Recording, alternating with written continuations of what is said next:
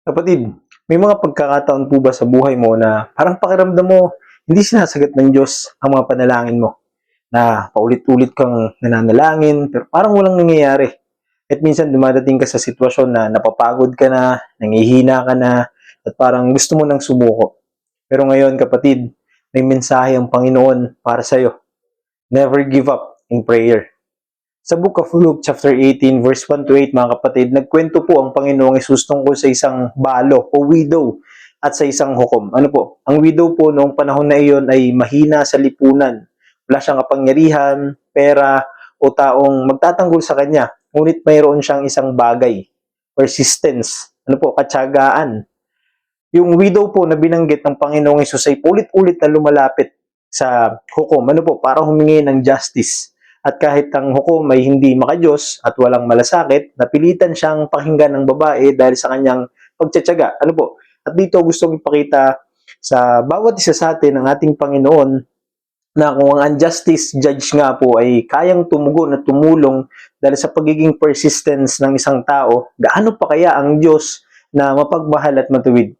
Kapatid, hindi tulad ng hukom, ang Diyos po ay mabuti, mahabagin at mapagmahal sa kanyang mga anak, sa ating lahat. Kahit hindi po ibig sabihin na delayed ang sagot ng Diyos ay wala siyang pakialam. Minsan, ang delay po ay preparation. Minsan, ang waiting season po ay panahon para mas lumalim ang faith o pananampalataya natin sa Kanya.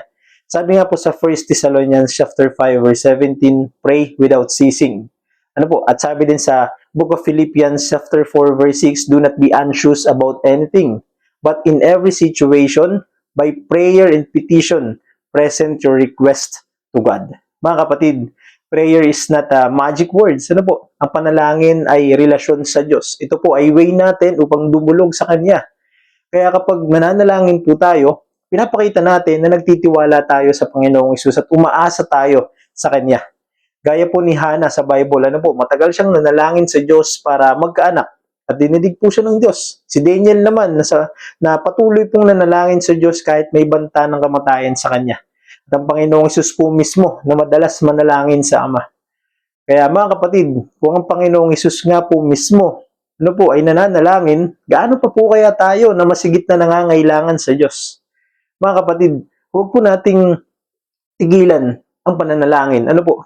Dahil lamang hindi pa natin nakikita ang sagot, dahil sa tingin lang natin ay parang walang pagkilos ang Diyos. Always remember po that God is working even in silence. Patuloy lang po tayong lumapit sa ating Panginoong Hesus mga kapatid. Patuloy lang po tayong magtiwala sa Kanya at patuloy lang po tayong manalangin.